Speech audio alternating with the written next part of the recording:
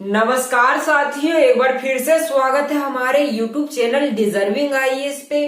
मैं अमित कुमार हाजिर हूँ आपके सामने एक ऐसी खबर पर चर्चा करने के लिए जिसको सुनने के बाद आप व्यर्थ के खर्चे करना बंद कर दोगे। साथियों, खबर है कि 2023 में मंदी में होगी 1/3 दुनिया।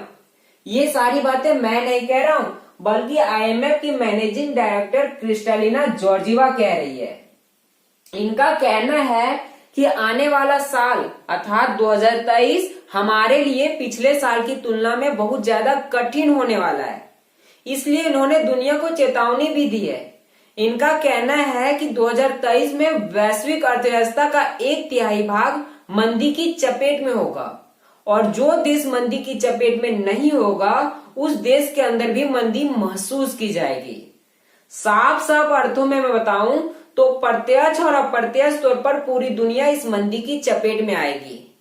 फर्क कुछ इतना रहेगा कि कुछ देशों में मंदी वास्तविकता में होगी और कुछ देशों में मंदी बस महसूस की जाएगी।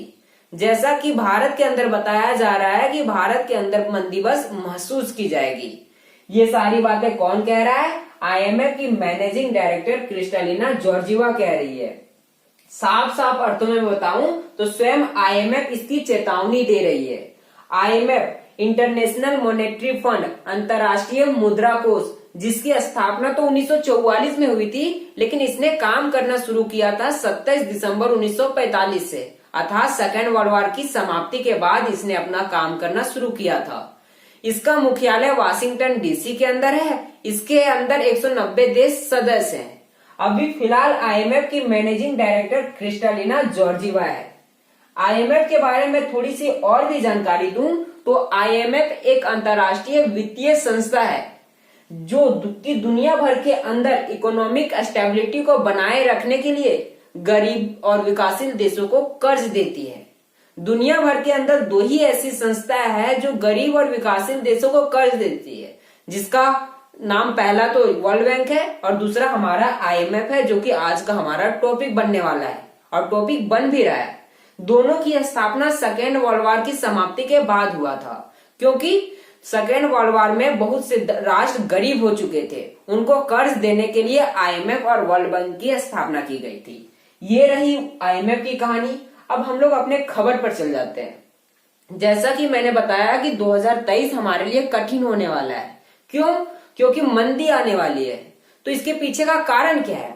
तो आईएमएफ ने इसके पीछे का स्पष्टीकरण ये दिया है कि अमेरिका, चाइना और यूरोपीय यूनियन की अर्थव्यवस्था की गति धीमी हो चुकी है, जिसके कारण मंदी आने की संभावना अधिक जताई जा रही है। अब सवाल बनता है कि अमेरिका, चाइना और यूरोपीय यूनियन की अर्थव्यवस्था की गति धीमी क्यों हो रही है? इसके पीछे का कारण क्या है? तो पहले मैं यूरोपीय यूनियन के बारे में बताता हूं। साथियों, आपको याद होगा 24 फरवरी 2022 का वह दिन जब रसिया ने यूक्रेन के ऊपर हमला किया था। जैसे ही रसिया ने यूक्रेन के ऊपर हमला किया, दुनिया ने रसिया को ही दोषी मानकर रसिया के ऊपर बहुत सारे प्रतिबंध लाद दिया। ये उनकी बहुत बड़ी गलती थी, पहली और बड़ी गलती थी। गलती क्या थी? रसिया, जो कि दुनिया भर के देशों के अंदर ऑयल सप्लाई करता था, नेचुरल गैस सप्लाई करता था, वो बंद हो गया, क्योंकि प्रतिबंध ही वैसे लादे गए थे। प्रतिबंध किस बात की थी?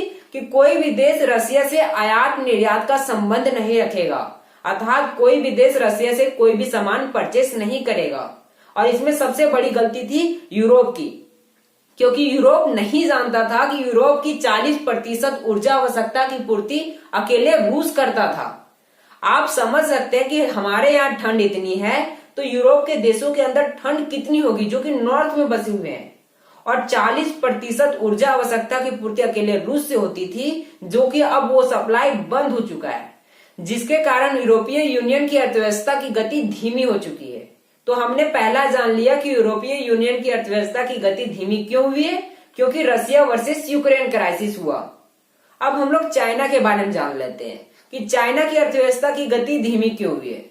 साथियों, आपको याद हो तो लगभग 15 दिन पहले मैंने एक सेशन किया था जिसमें मैंने बताया कि चीन के अंदर प्रत्येक दिन 10 लाख लोग कोरोना से संक्रमित हो रहे हैं और प्रत्येक दिन 5,000 लोगों की मृत्यु हो रही है। हालांकि चाइना इसकी पुष्टि नहीं करता, लेकिन जो हमें दुनिया भर से रिपोर्ट प्राप्त होती है वो साफ साफ तौर पर यह जाहिर करती है कि चाइना के अंदर प्रत्येक दिन 10 लाख लोग कोरोना से संक्रमित हो रहे हैं और 5,000 लोग पर डे मर रहे हैं, जिसके कारण चीन की अर्थव्यवस्था की गति धीमी हो चुकी है। ये रही चीन की कहानी। अब हम लोग चलते हैं दुनिया की सबसे बड़ी अर्थव्यवस्था अमेरिका के बारे में, कि आखिर अमेरिका की अर्थव्यवस्था की गति धीमी क्यों पड़ी हुई है।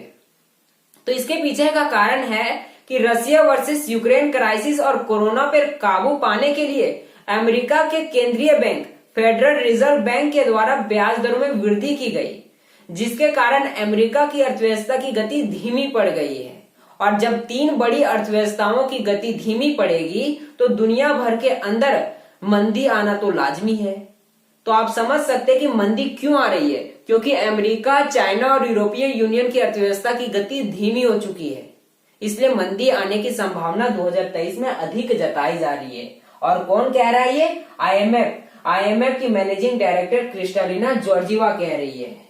अब हमने मंदी के बारे में जान लिया, आईएमएफ के बारे में जान लिया, यानी खबर के बारे में जान लिया। अब मंदी के बारे में चर्चा कर लेते हैं कि आखिर ये मंदी है क्या, इसका प्रभाव क्या होता है। मंदी, अगर किसी देश के अंदर मंदी आती है तो उसकी अर्थव्यवस्था की गति धीमी पड़ जाती है, जिसके कारण जीडीपी का साइज कम हो जाता है।